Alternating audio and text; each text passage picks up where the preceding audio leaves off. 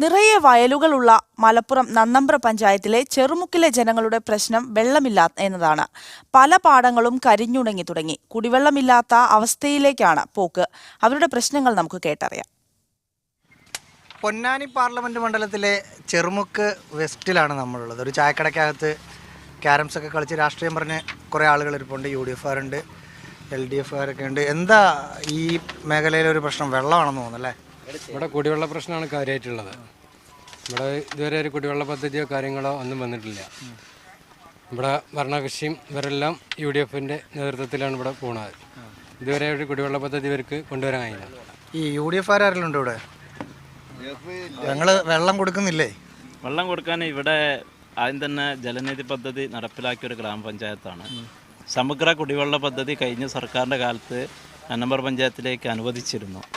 പക്ഷേ ഈ സർക്കാർ അത് ഇല്ലാതാക്കിയിരിക്കുകയാണ്. അതുകൊണ്ടുള്ളൊരു പ്രയാസം ഇപ്പോൾ ഉണ്ട്. ഈ ചായക്കടയ്ക്കകത്ത് ക്യാരംസോട് വെച്ച് കളിച്ചോട്ടെ എന്ന് പറഞ്ഞത് നേരം പോക്കിന് വേണ്ടി നേരം പോക്കിനിരിക്കുമ്പോൾ കുറച്ച് ചായയൊക്കെ അങ്ങനെ ചിലവാകും. ഈ കുടിവെള്ള പ്രശ്നത്തിനപ്പുറത്ത് മറ്റേതെങ്കിലും തരത്തിലുള്ള പ്രശ്നങ്ങളുണ്ടോ ഇവിടെ? കുടിവെള്ള പ്രശ്നം സ്വാഭാവികമായിട്ടും വരൾച്ചയൊക്കെ വന്നുകൊണ്ട് എല്ലാ സ്ഥലത്തും ഉണ്ടാവും. അതല്ലാതെ വേറെ എന്തെങ്കിലും? കുടിവെള്ളം എന്നുള്ള എല്ലാ പ്രശ്നം എംപിയുടെ ഫണ്ട് മറ്റും വികസനമൊന്നും നമ്മുടെ നാട്ടിൽ പൊതുവെ ഒന്നും ഇവിടെ വന്നിട്ടില്ല. മൊത്തമായിട്ട് ഒരു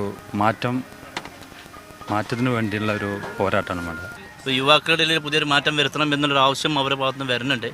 പക്ഷേ ഏത് രീതിയിലാണ് നമ്മൾ കാണുന്നത് പറയാൻ പറ്റില്ല. എന്തായാലും ടി മുസ്ലിർ ഒരു കുറഞ്ഞ ഭൂരിപക്ഷത്തിൽ വിജയിക്കും എന്നുള്ളൊരു പ്രതീക്ഷയാണ് എൻ്റെ ഉള്ളത്.